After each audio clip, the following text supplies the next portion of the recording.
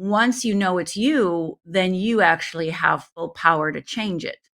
When it's other people, you actually are a victim and you can't change it. So, one of the most empowering things I ever did was to take the burden of blame, quote unquote, for my life onto myself in the sense of, Rhonda, this is you. You're the one that has to shift it. And it felt heavy. It felt like a burden. It felt unfair. It felt like, why is it my fault? Why me? Why I didn't ask myself to get in this situation, right? But it was only when I was willing to surrender all that and really go, well, it doesn't matter how you got here, Rhonda, and it doesn't matter why you got here. You're here. So all you got right now, Rhonda, is to decide, are you going to let the past dictate your future, or are you going to make a different future? And that took that next place of forgiveness, forgiving my father, then forgiving my mother, and then lastly forgiving myself.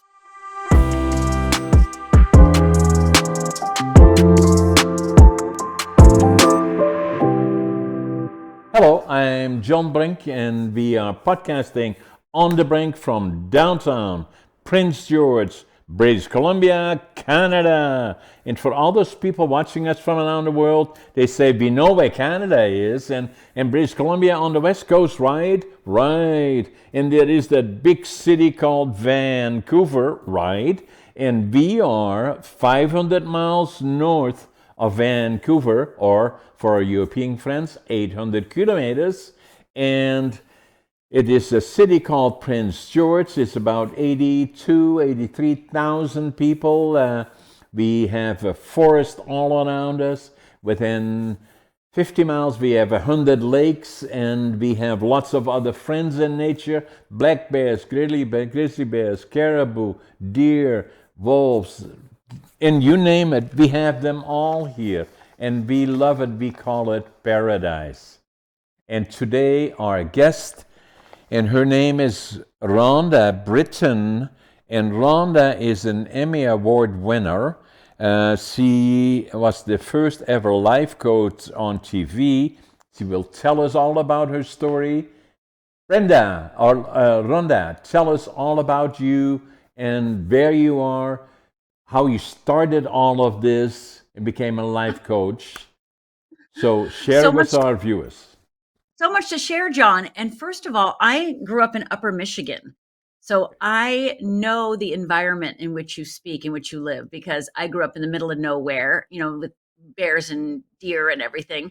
And I went to kindergarten in Canada. So I think I am like semi Canadian. I And then like my that. grandmother was born in Canada. So, if only I would have gotten my dual citizenship before 2007, I would be a dual citizen right now.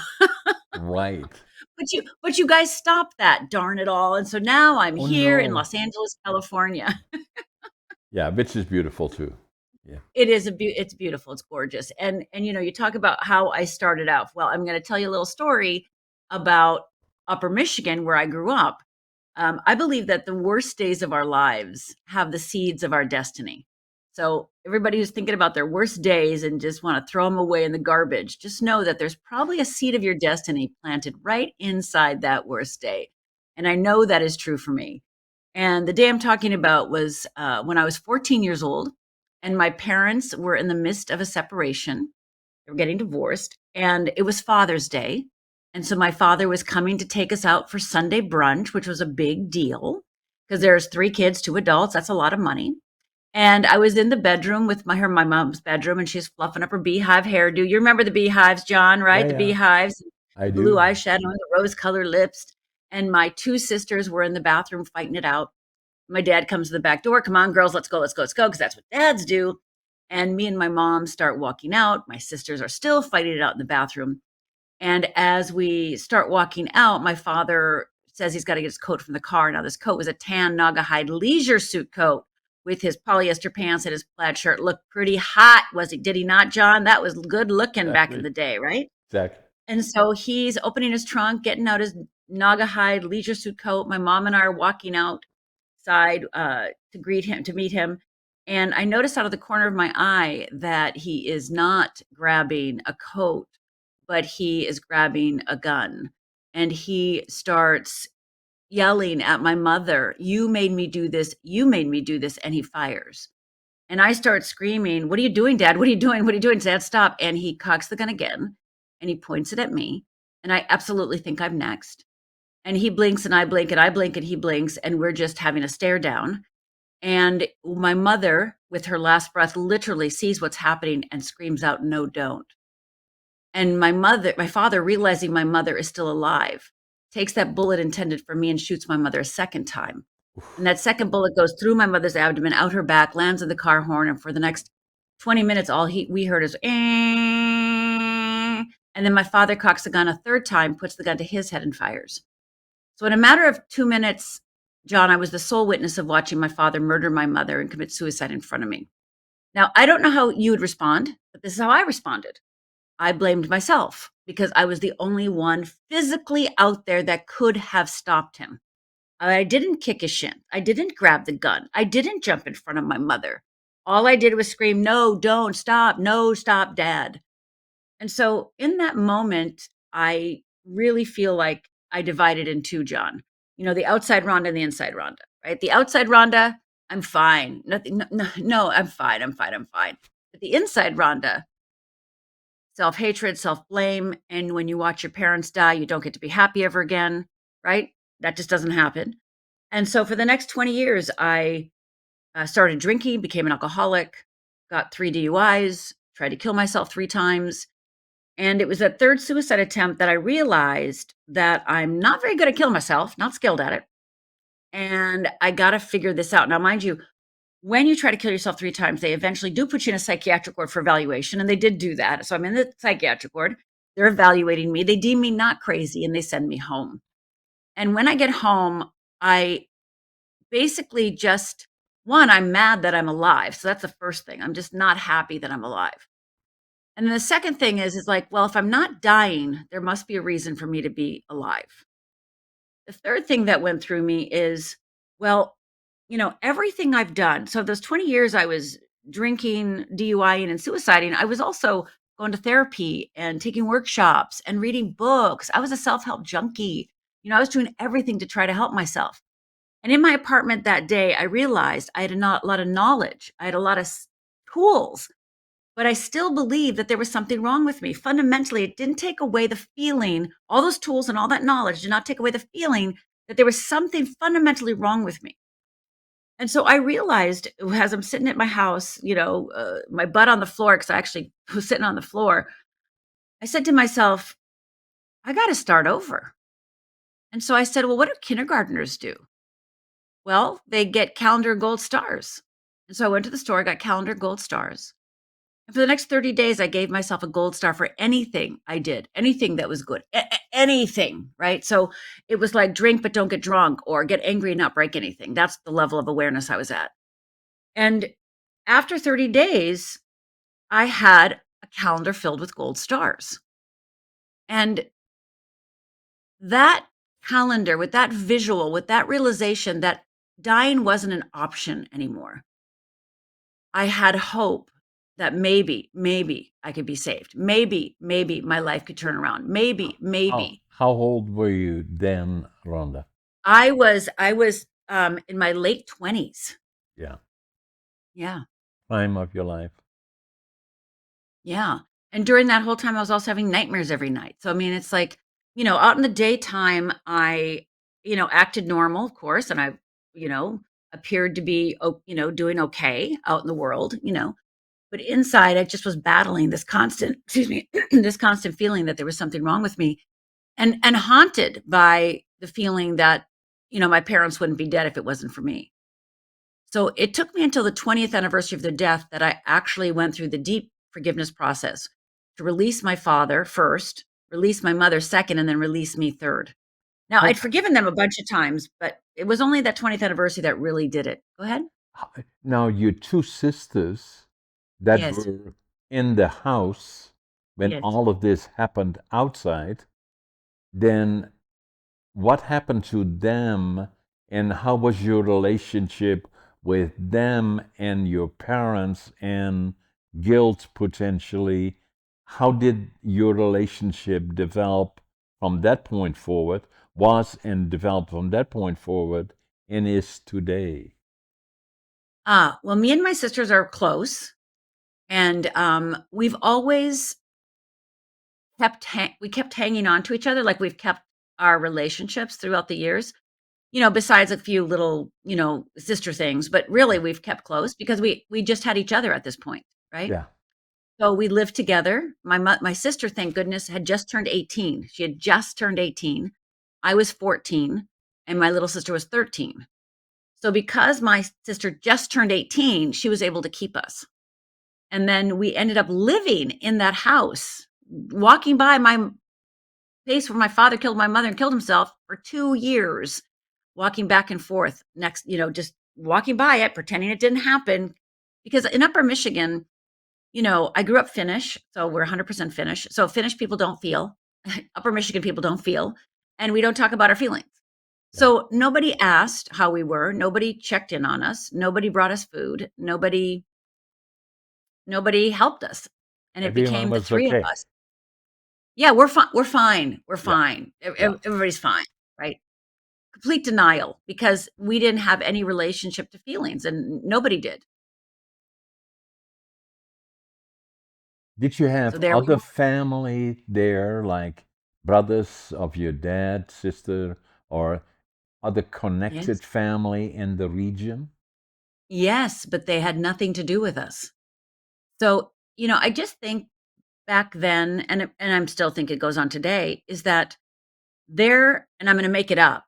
I'm making up what I think it was, but I think their shame and embarrassment about their brother Yeah. and was overwhelming, and they couldn't face us. They couldn't. They didn't bring us casseroles. They didn't check on us. They didn't help us with school. They didn't come and drive us anywhere. They didn't go to our basketball games or choir rehearsals, choir concerts, nothing. So, shockingly and amazingly, I have always had this deep need to stay connected to my family, even though they ostracized us and basically shunned us. So, as I got into my college years, I made a concentrated effort to stay connected to my relatives, regardless of whether they wanted to be connected to me or not. Because it was, what my thought is when people ask me, like, how could you talk to them? I go, all the family I had. They're all I had. You know, I stayed connected to some of my relatives as best I could. And Is when I is would that go, partially is that partially because I don't know, but did they not know how to deal with this? oh, they definitely didn't know how to deal with it. Yeah, they And did not so know how to then ignoring it, exactly. It'll go away. It'll it go goes away away. then, right? La la la la la la la la la la la. Right? It'll go away. Exactly, exactly. Yeah, when I wrote my book Fearless Living, I gave a copy to my relatives, and I actually went home to Upper Michigan and gave a talk in the high school. And my uncle Dave, who's my dad's closest brother, and he and I we're the closest. He just passed away, which I'm so sad about. But he couldn't read the book because he No, didn't want to know the pain I was in. He didn't want to read about the day. He didn't want to know those things. no. Yeah. Guilt. Yeah, lots of guilt. Yeah. Yeah, lots of guilt. But it didn't turn into generous action. It just stayed guilt. So then, so now you're still in your later 20s as you're Mhm. going through this, and Yep. then you have your gold stars and Yep. you're starting to counsel yourself by Yep. analyzing, rewarding star, and Yep. you're okay, you're good. I don't know So, about that, but I no, I knew that there was something I was moving towards. I don't think I was good yet. Yeah. but you were on your way, and then you Well, I had felt no choice, John. I had no no, choice. no, Yeah. and then it became helping others, Yes, and that was not an easy journey. That was its own journey, right? right? So, the first journey became about moving past my parents' death and no longer carrying the burden of that. and releasing myself from the guilt and the shame and believing that I had a right to my own life. So that was the first part. The second part was, getting sober and, quitting drinking, which was a huge thing for me. And then after I got sober, then I went into what does forgiveness really look like and being willing to truly forgive my parents at a very deep level. So when I quit drinking, so I no longer had, alcohol in my system, numbing me out, which was petrifying, by the way, because I didn't want to quit drinking. I just knew that I had to. Otherwise, I would keep on being where I was, right? So quitting drinking was really critical for me to start having clarity of mind. And Yeah. then that clarity of mind allowed me to, a few years later, to really look at my level of forgiveness and releasing of my parents. And of course, this isn't, I didn't think about this all day long, right? I was just surviving like everybody else. And there would just get to be, times where I couldn't take the burden anymore. I couldn't take the overwhelm and the guilt, and I wanted to be happy, and I couldn't be happy when I didn't forgive my parents, right? I couldn't be happy when I was blaming myself. I couldn't be happy when I thought it was my fault. I couldn't be happy. You were So still in until Michigan?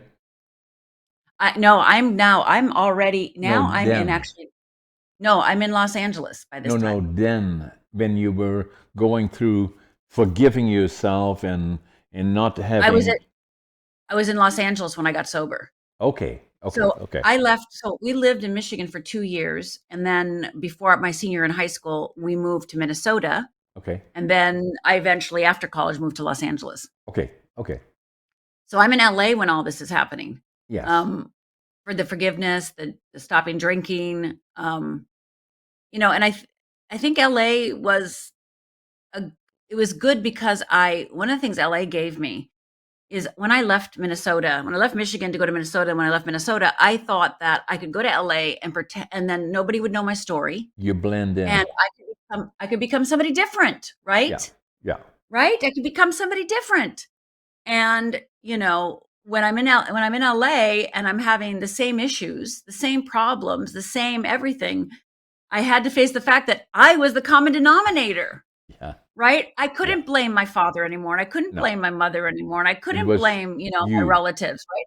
It was me. Yes. And and that is super humbling, and I have a very soft spot, sweet spot for people who are in that transition to take full responsibility for their life, because it's a heavy, eye-opening experience to really start recognizing that anyone else you blame for your life is not at fault, and it's all you. And doesn't mean that you're wrong or bad, but that you're totally responsible. And that was shocking to me, to be honest, when it first, like when I started realizing it's me. Shocking. Reality is no one Yeah, owes you happiness. Neither that's right. do you have an obligation to make others happy, That's other right. than sharing with them your experience. Yeah. That's right. That's exactly. And it took me a while to get that. Right. I would read self-help books. I was very, I would read everything I could get my hands on, but I still wanted to believe that I was stuck and it wasn't my fault, right? Yeah. And when I came to the rude realization that it was me, on one hand, it was obviously one of the most freeing days of my life, because once you know it's you, then you actually have full power to change it. When it's other people, you actually are a victim and you can't change it. So, one of the most empowering things I ever did was to take the burden of blame, quote unquote, for my life onto myself, in the sense of, Rhonda, this is you. You're the one that has to shift it. And it felt heavy. It felt like a burden. It felt unfair. It felt like, why is it my fault? Why me? Why I didn't ask myself to get in this situation, right? But But it was only when I was willing to surrender all that and really go, well, it doesn't matter how you got here, Rhonda, and it doesn't matter why you got here. You're here. So all you got right now, Rhonda, is to decide, are you going to let the past dictate your future, or are you going to make a different future? And that took that next place of forgiveness, forgiving my father, then forgiving my mother, and then lastly forgiving myself. Yeah. And then, so now you're in LA, and Hmm. so as you reconcile this, Yes. and then say, okay, Rhonda, where do I go from here? And how can I help others? I How did did you? not think, Yeah, yeah, I did not think I had a right to help others. right. So I was I owned my own at this time. I sober, and I was in a spiritual program, becoming taking a class for spiritual counseling, and I had a little tiny PR agency, and I was working with solo entrepreneurs on helping build their business. And one of my clients was actually one of the very first life coaches, executive coaches, business coaches, life coaches. And he would tell me all the time, "You're going to be a better coach than me." And I would look at him like, I don't think, Paul, did you forget about the 3 suicide attempts, the alcoholism, and the DUIs? And oh, by the way, I went to jail for a while. And, no, Paul, nobody wants to listen to me. Right. But he would constantly say, "You're going to be a better life coach than me." And I really believed at this point, this is in my early 30s, I did not believe that anyone would listen to me. I would literally argue with him like, "Paul, I was an alcoholic." No, I really believed I was my past. And I believed that I was no role model. Like, who would want to listen to me? So I did not believe that I could had a right to help people, or thought I could help people. Um, I can't do that because nobody wants to listen to me. What? You want to listen to somebody who tried to kill herself 3 times and became an alcoholic and, you know, like I said, spent time in jail? So I just could not wrap my head around that he was sitting here telling me that I could change lives, that I could help people, right? And it was only after a woo-woo experience. John, are you into woo-woo at all? Like a little woo-woo? I don't know what it is. No. So I'm going to tell you a little mystical spiritual experience. Okay. So I'm at Paul's house, and here he is. Paul's my client, and Yeah. we're at his house, and we're brainstorming a new business idea for his next class. And we're brainstorming, and mind you, I'm in a spiritual program at this time, and I'd forgiven my parents, etc. I'm sitting on his couch, and he's brainstorming, I'm brainstorming, we're talking, he's at the board writing things down, and all of a sudden, and here's the mystical weird woo woo part, is that to the corner of my eye on the right hand side, a cloud breaks through the ceiling, and the cloud has a book on top of it, and the book opens up and goes like this, shuts, goes back on the cloud, and goes back into the ceiling. And I'm like, what just happened? And I don't say anything because I think I'm hallucinating. And I turn and I look to see if anybody's walking out, has walked in, because that message can't be for me. Because Right. when the book did that, it downloaded some messages. And I thought for sure they can't be for me. So I looked over at the back at the door. Nobody was coming in. I looked over at Paul, and he wasn't paying attention. And I'm like, what the heck is going on? And so I got this message, and I felt like this can't be from me. I must be crazy. So thank goodness the next day I had a appointment with my minister, who was my mentor at the time, as I was going through the spiritual program. And I go to my minister and I go, uh, the cloud came through the sky and the book came out and it went blah, blah, blah, blah, blah, and it gave me a message. And she goes, well, what's the message? It's basically, what the message is what was downloaded to me is, it answered every question I'd ever had. Every question I'd ever had, I got the answer. And then it told me, now you must go and share this. You must go teach this. And so I go to my minister and go, it's telling me to go and share and teach what I know. And she goes, well, what was downloaded? And she goes, well, you got the call. I go, what do you mean you got the call? She goes, well, You got the call. That means you're ready. And I go, no, no, no, no, no. I have to go and finish my bachelor's degree. I left with 3 classes left. Then I got to go get my master's, and I got to get my PhD. Then I got to write a book, and then I'll be ready in like 7 to 10 years. I can't do it now. I mean, who would listen to me? And so she just kept saying to me, you're ready. You got the call. You're ready. And then Paul would tell me, you're going to be a better coach than me. And so I had these nudges, let's put it, these pushes. And about 6 months later, because I just couldn't wrap my head around that I couldn't wrap my head that this thing happened to me, that I got these answers. Now I'm supposed to share it. I mean, who am I to do that? I can't do this. And so about 6 months later, as I'm wrestling with this, I am trying to get a friend of mine to take one of Paul's classes, because Paul's the genius. I am not. So I'm like trying to get her enrolled in his class. And she looks at me and she goes, well, I want you to coach me. And I went, what? Me? No, you want to take Paul's class. She goes, no, I want you to coach me. And I was like, no, Paul is the one that's brilliant. No, she goes, no, I want you to coach me. So I felt like this was a sign from the divine, sign from source, sign from God, and going, okay, Rhonda, this is your chance. Like, do it. So it took me a few days, and then I surrendered and started coaching her. And I would have a session with her, and then I'd run to Paul and go, she said this, I said this, she said this, I said this. What do I do now? Right? Because I didn't know what I was doing. And then about 6 months later, 9 months later, within a year, I kind of knew what I was doing. And more importantly, I trusted the voice that was moving through me. I trusted the downloads I received. I trusted the messages I received. And I trusted myself, started trusting what came through me completely. And so then that's when How old were you I there, was Brenda? 30. I was 34 years old. Okay. Yeah. So 20 years after my parents died. Right. And then I started my first 6 months. I had 2 clients. I had Lisa, and then she had a friend do it too. So I had 2 people I was helping. And then by 6-month mark, I had 20 clients. And I started trusting that I knew what I was doing. And from there, I've been coaching and changing lives for 30 years. Unbelievable. And at what point did Fearless Living come into the picture, the book that you wrote?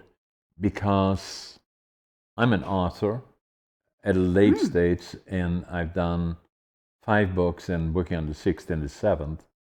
Yay. Writing books is not easy. No.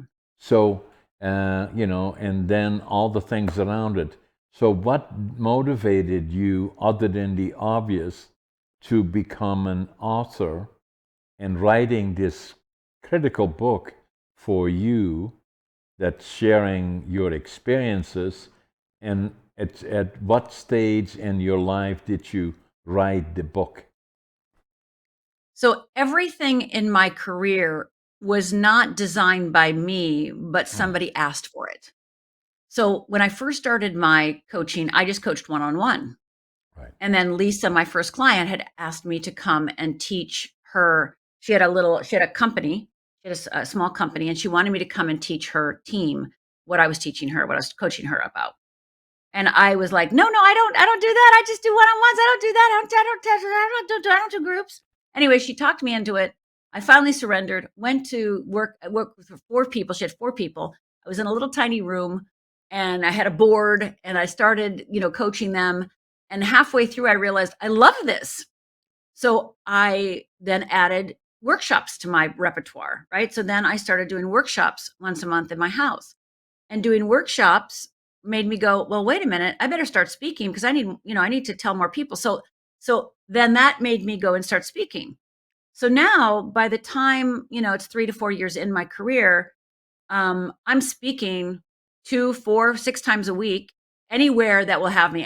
Anybody, you want me to speak, I'll speak. If you have 10 people, I'm there.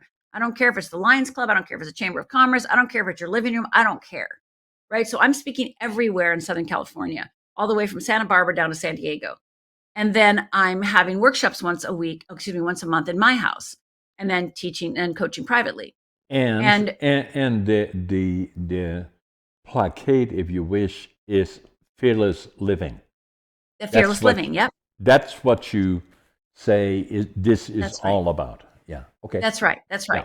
So, and God gave me that too. God's like, fearless living. I'm like, fearless living? Okay. So fearless living. And also, more importantly, he started downloading all the ways that people can master their fear, which is what my program is. I help people discover their wheel of fear and their wheel of freedom and help them, through neuroscience and through practical application to shift the way that they live their life and be more fearless. And so when I was speaking and teaching, people would always ask me, I need a book to send to my cousin in Cincinnati. I want to send my cousin a book about blah blah blah. And so it was them asking me to write a book over and over that I was like, well, maybe I need to write a book. So that became my process. I actually wrote my book. My mother died when she was 39, and I actually was writing my book when I was 39. And so that to me was that was like a miracle that here I am writing a book about my parents. Have You you got a know, copy of the book close by so you can hold I it up? do. Yeah. I do. It's right here. Okay, so So that, from yeah, go ahead. Yeah, so from there, I've written 3 other books, and I just finished my 5th one now, but Fearless Living was, it's the heart of my work. It's all about the wheel of fear and wheel of freedom. It's how to get fearless. And so that's how I wrote my book, is that people Show us started the other asking me, ones too if you have them close by. So that was, I don't have them right next to me, so I don't have them in a grab. I can grab them, but I yeah, will next time. yeah. But my main book is Fearless Living. And so then I started writing my book. It took me a year to write, and then I sold it. And then the next one I wrote is Fearless Loving. One after that was Change Your Life in 30 Days. And the next one was Do I Look Fat in This? And people ask me all the time which one to start with. Well, if you want to master fear, you got to do Fearless Living. Change Your Life in 30 Days is the other really super popular one, where it's one tool a day. So if you're like a coach or a therapist and you want more tools, then go over there and grab those tools. But Fearless Living basically tells my story, but more importantly, it tells my clients and my own journey of using the tools of Fearless Living to break free and actually live the life your soul intended. So, and then writing books is not easy. No, So, it's so right from the time that you get the concept, whatever happens, in your case, you explained that people kept asking you about it because I want to share it with my friend wherever, or on and on and on. And so now you have to start writing, then you have to yes, get what does it look like? What is the title? What should be the size? Who should do the printing? Should it be publisher?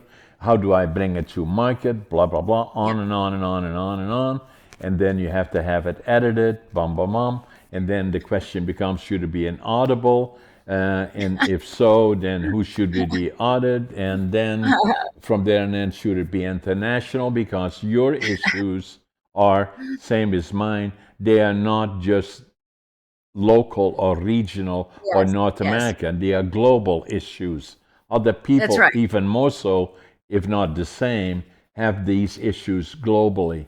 So That's that right. means it should be then available in other languages, That's likely, right. and on and on and on and on. So, That's right. Well, the good news is, so I wrote a proposal.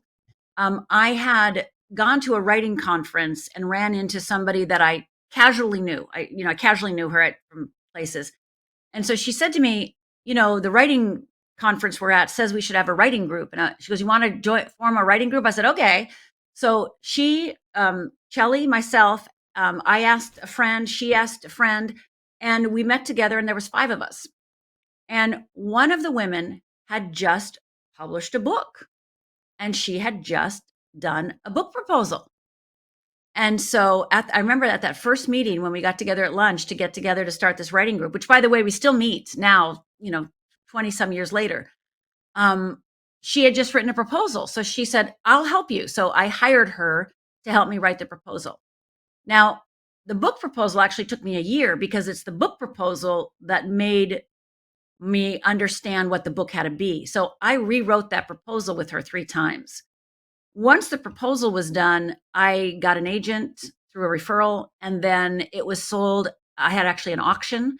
I had 14 publishers bid on my book. And at the end of the day, I had three to choose from, and I picked one. And it was random Penguin Putnam. So I was with a major publisher, and so they did everything. Like they took care of everything. My book is in I want to say 14 languages. Fearless Living, and so it went around the world. And then I also went on book tour throughout the United States, 35 cities, and then I went to book tour in United Kingdom, and then to Australia. And it was when I was in the United Kingdom on my book tour that they were my publicist there was like, Rhonda, they're making a reality show with a life coach, and they can't find one to do it. They've been auditioning for 9 months. They can't find anyone in the United States or Britain to do it at all. They've met with everybody, and no one can do it. They want to know if you'd be willing to audition. And I'd be like, oh yes, I will audition. So the Yeah. next day I went, yeah, I'll audition. So the next day I went and did a screen test for the very first life coaching show that would change lives on television. NBC, right? This was that NBC was my second show. This was in the United Kingdom. Okay. So this was on Channel 5, Okay. and it was with Talk Talk Productions. So I go to the Yes. audition, do the screen test, and 3 weeks later, I'm living in London. So I live in London for 2 seasons, and I'm shooting my television show there called Help Me Rhonda. And while I'm there, Fearless Living is, going all over the place. So I'm also doing all that as well, and I'm, on TV, and then get my second book contract. And so then I start writing my second book. And then I come home from the United Kingdom after this. So I come back after every season, I come back to the US. So Let after the me second let season, me let me guess what happened. Oprah called you and said, "Rhonda, I need you on my show to talk to me." well, she did do that. And what else happened is because I was actually the only life coach in the world that had changed lives on television, I had 5 production companies that offered me a deal to make a television show in America. And one of those companies was with already had a contract with NBC to create the first daytime reality show that changed lives on television. So instead of going with the 4 other ones that didn't have a deal yet, I went with the one with the deal. Yeah. And I ended up being on Starting Over every day of the week because it was a reality show Monday through Friday for 3 seasons. So it was 3 years, 185 episodes a year, Wow. every single day, Monday through Friday. And it aired in Canada as well. It aired it aired in different countries as well. And so I did that for 3 seasons, wrote my second and third books then. And then I think I wrote my fourth book right after that show ended. And then after the fourth book, then I got my third television show called Celebrity Fit Club, and I changed celebrities' lives. Amazing. It was it was a busy 10 years. I would say. So now, obviously, you're still very, very active. And Hmm. then some other things happened. Is that's why we are here and sharing with the rest of the world, you and me sitting here.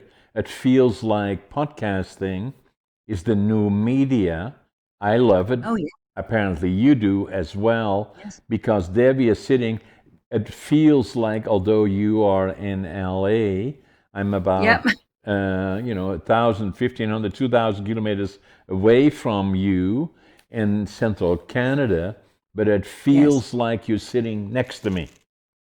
Yes. And Yes. then the other Yes. part that we realize already is that how powerful podcasting is, not bragging about it, but it's just on the beginning. It's just starting globally. And then, you are my podcast number 395 Wow. where I'm Wow. podcasting, and then where I'm hosting, and then I'm guesting probably at another 250, and then we Wow. are approaching 1 million viewers on YouTube, subscribers, Wow. and so we know already that, and I'm saying this to show to the public how powerful it is, not bragging about how successful John is as a podcaster, but we know that millions of people around the world will be watching our podcast. That's pretty amazing. Very, very powerful. Yeah. Now, It's amazing. the other part, Rhonda, is that how do people contact you? do your books are available all over, obviously, Yep. and all the they are in all kinds of different formats, I presume. And you know, but how do they find you in on the internet if they want to know what you're doing and get access to you or your you know, All my yeah, work to change yeah, their lives, become fearless, get their wheel of fear and wheel of freedom, find out what exactly, their core exactly, fear is so that they can master it, so they don't keep blaming themselves and beating themselves up and putting themselves down and blame themselves, right? exactly, all Go of that. Yeah, exactly. So go to fearlessliving.org, fearlessliving.org. All my social media is Rhonda Britten, RhondaBritten. And but go to fearlessliving.org and I want to offer a free course to get everyone started to do something to move them forward. And it is my clients one of their favorite tools. It's called Stretch, Risk or Die, and it cures procrastination. It moves people forward fast.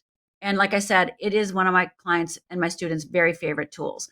So go over to fearlessliving.org/risk, RISK, fearlessliving.org/risk, RISK.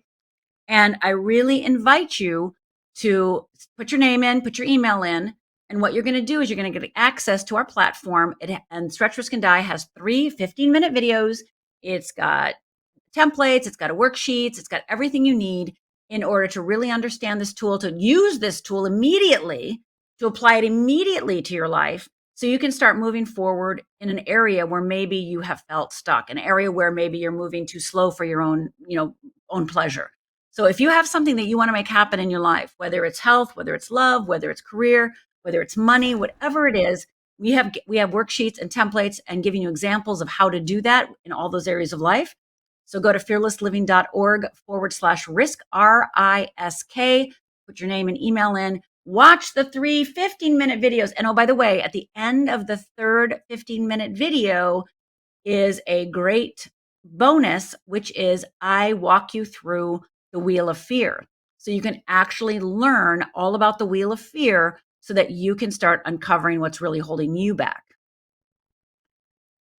The interesting part here, from my perspective, is there you started, you know, in northern Michigan, Yep. Minnesota. UP of Michigan, the UP of Michigan. Yep. Yeah. And there at 14 years old, at a very delicate period in your life, you Yes. had the least, you didn't expect anything that like this. What did happen is that you were there, your parents were separating, your dad was coming down to pick you up to go for dinner, and that was the idea. You walked outside, your sisters were kind of fighting and you know, arguing a little bit in the house, Bathroom. and Yeah. your dad opened the trunk of his car, took out a gun, and shot your mom right there, and Yes. then pointed the gun at you. Yes. And then your mom said, "Don't do that." That's right. And then he shot her, killed her right there and then. And That's right. then the next thing that happened to you, the trauma of that is very hard to imagine that you went through together with your family. And then the next thing that triggered you was meeting Paul, that triggered Mhm. you because he was life coaching in a way, in some form, and he Yeah. said, "You are the Yeah. life coach, I and know. I even couldn't more believe it. so than I am." That triggered you. No, I couldn't believe it. I still can't believe it, by the way. And then the next thing that happened as you went into LA, obviously you went down and but trying to escape you and believing that all the unresolved issues would stay in Michigan or Minnesota, wherever you came from, and That's right. so that you then would start over and all that left behind. That's right. What happens in most cases like that? No, that's not what happens, because Not it what is happens. you that takes it with you, as many other people do. And Yeah, so my when I you, moved to Los I moved to Los Angeles because now I'm alone, right? I don't know anybody. So I And would drink then more. suicide came in the picture 3 times, Mhm. Yeah. and so alcohol, and so you were at the edge of, and then again, what happened is through, you called it wow wow, whoa whoa, I forget now what it was, Woo woo. Woo whoa woo whoa, experience. and Yeah. all of a Mystical. sudden the cloud appeared, Hmm. and the book was all the pages, and Yep. that gave you a message Yep. that changed your life. Yep. And it's so funny, Paul, because I very rarely, I've just started actually talking about the cloud because, it's a little woo woo ish, it's a little mystical. And, when I talk to people now, they've maybe heard me talk about it. People will say to me, I had something similar happen. Now, it may not be a cloud in a book, but they had some sort of something happen that they received a message, right? But the difference is they didn't believe it, or they didn't trust it, or they didn't trust themselves, right? Or they didn't take action. And so I've started talking a little bit of the cloud and book and the map because I do believe that we get messages. I do believe that our calling announced to us. Many of us just don't believe it's for us, just like I didn't. I didn't believe it was for me. It was for somebody else, not for me. I can't do that. And so our do overshadow the miracle that we're actually being guided. Hey, go this way. Hey, go over here. Hey, you're supposed to be doing this. And, it takes great courage. It takes great fearlessness to actually be willing to follow the call of something larger than us. Yeah, that I feel I'm a realist and I don't believe in these kind of things. Yes, But yes, at the same yes. time, I do, because I can look back and see certain periods in my life that fall Yep. into that category. That Right. how could it possibly happen? But it did.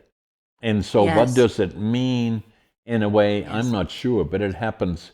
If I look back in my life, and as I said, being a realist, but this is what happened, and it did, and the question is why, and it changed someone's life in a different yes, direction by recognizing that, and you do that likely with your clients, that it can push you forward, like the horrible things that happened in your life became the foundation of who you are today, that's in right. my mind, That's right. and Absolutely. was able to bring you not only into uh, the book, but also in starting over in in the programs, and starting it in the UK, then in the United States, and as being recognized by people that should be shared with many others. Hence, the seasons that the hundreds of shows that you did in North America and internationally, and then being on Oprah and writing your books. So if you look back,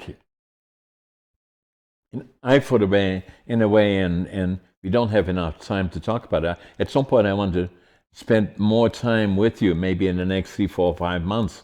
But again, Excellent. talking about this is that if we look back and finding that challenges that were substantially potentially in changing someone's life, either Yes, downward or upward, happen, yes, and are unique, and to share those with others is very unique. And obviously there are a lot of people that can relate to you, not necessarily similar things, but things that really adversely affected them, and they can't get out of it. They are still 100%. carrying that That's load right. with them, even That's right. as they get older. And that's why That's it is right. so important to be able to read the books that you did and listening to your programs, That's why it is so important, I believe.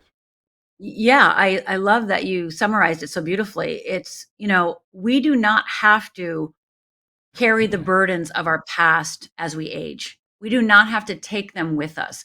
And by the way, I thought I did, right? Before I know what I knew now, before I knew what I know now, I thought I owed my mother, that I had to carry that burden, that I had to keep unhappy, that was my payment to her, right? Because I didn't save her, I now had to carry the burden. I was not allowed to be happy, and that was my due to her. Like that was my, like, what I owed her, right? And yet that isn't, of course, what my mother would want for me at all, right? Of course, the No, people that love us, she wouldn't want that. no. But I had twisted it in my mind because, I wanted to have more power. And that's the thing that I want people to hear is, my blaming myself was my fear-based way of holding power. If it's my fault, then I have some sort of control and power, even though it's not a healthy version of it, right? But me blaming myself on some level gave me a false sense of power, gave me a false sense of control, right? But what it also did was take me down, started having me drinking, started having me, suiciding, DUIing, etc. So it was only after I released myself from the contract I had, what I thought I had with my mother, that I was willing to forgive myself, forgive my father first. He was the easiest to forgive. Then forgive my mother, who was harder to forgive. And then finally forgive myself for not saving her and him, not stopping it. It was only after that forgiveness that the burden was laid down. And I remember it so vividly, so as if it's happening right now. I remember that day of forgiveness because I did a whole big ceremony. I describe it in Fearless Living, my book, Fearless Living. And as I turned to walk away from that ceremony, I was like, oh, I'm complete. I'm done. I'm complete. I get up and I bury everything. And then I turn towards my car, going to walk to my car. And as I turned to walk to my car, John, for the first time in my life, felt like it was only me walking. Like my parents weren't on my back. Like I wasn't carrying them too. I mean, if you would have said to me that that's what was going to happen, I would have been like, no, I'm not carrying them. Like I really didn't believe I was carrying them the way I was. It was only after the forgiveness and I turned away, turned towards my car and like got up and left my forgiveness ceremony that I'm walking. And I remember just going, wow, these are the first steps I'm ever walking as myself. I'm walking these steps as myself. My parents aren't on my back. My parents aren't walking these with me. I alone am carrying these. I left my parents at that forgiveness ceremony and I could breathe. And if you would have said to me the day before that I'm not breathing or that I was carrying them, I would have been like, no, I'm not. No, I'm not. But I was. And it But was you, weighing me down. but you were then in your late 30s already. I was in my early 30s. So I forgave my parents before I started coaching. Right. So, I do believe that um, I believe that forgiveness opened me up Yeah. to the miracle with the book, to Paul, to Yeah. everything, right? Because I could hear it. I could eventually hear it, right? But if one looks at it like in your particular case, but also in others for other reasons, obviously, but it took you from a delicate age of 14 to go through the trauma that you had to go Yeah, through, and then from there on in meeting Paul and yes, realizing that you had other gifts that you had never recognized because you were that's right. carrying this burden with you, That's right. and then That's right. going to LA and then nearly sinking there with 3 attempts on suicide and alcohol, and then That's right. seeing the book, The Cloud, and all those, Yeah, all yeah, circumstances that are unique to you but can happen to others, that that's then right. gave you delight. And as you said, when you walked to the car and all of a sudden you turned around and you realized the burden was no longer there. And it That's allowed right. you then to become where you are today, sharing all those things with people from around the world. And I Yeah. believe it is so important to others that have the same gift. You're an excellent communicator, obviously. That's critically important. You know, in sharing your story, not everybody is ready, able, or willing to do that. You are. I do in my own way in different areas. I feel I have an obligation to share my story with others for all the same reasons as you do. And podcasting is an amazing vehicle that allows us to share with the world because the issues are the same around the world Yes. and they are so That's right. critically important. That's right. That's right. I agree with everything you just said. And, what my philosophy is, there's nothing wrong with you. There's nothing wrong with you. There's nothing wrong with me. There's nothing wrong with anyone. It's just fear. And once we understand how fear works, our lives can radically change. And there is a calling waiting for you, right? There is a calling. There is something that's calling you, just like podcasting called you, writing books called me, right? So we're always being called. And so when we're in our own muck and mire, when we're riddled with fear, when we're stuck in overwhelm, when we're stuck in procrastination and persecuting ourselves, right? We can't hear it. We can't hear it because we're just hearing our own negative self-talk inside our own head. And so we've got to be willing to clear that out and forgive ourselves and to look at our fear with a clear heart, with a, just, I always say that fear loves you and it's just trying to keep you safe. And once you understand how it works, it won't stop you again. So it's easier than people think. The first step for many people is always the hardest. I know it was for me. But always, but as I say, there's a soft place to land. There's a soft place to land. Come on over to Fearless Living, go and listen to the course, fearlessliving.org/risk, RSK, and start there. For, just 45 minutes, just start there. Maybe, just maybe that'll give you the courage to do the next step and then the next step. So just don't even worry about anything else, but just go to fearlessliving.org/risk. Just 45 minutes. Give me 45 minutes, and I know you'll be on your way. Rhonda, it was an amazing podcast. For all the people watching us and watching my podcast, watching Rhonda's podcast as well, subscribe to us because it encourages us to share more stories with you from around the world and share it with others and like it and comment on it. Rhonda, this podcast will be released later on today. It will be released as we presented it. So we turn them out very, very quickly. And so it will be available to you and to all your clients and all the people and friends that you have. Excellent. Ron- Excellent. I'm looking forward to it. Rhonda, it was a pleasure and a privilege to have you on my show. Thank you, John, for having me, and be fearless. I will be. Take care.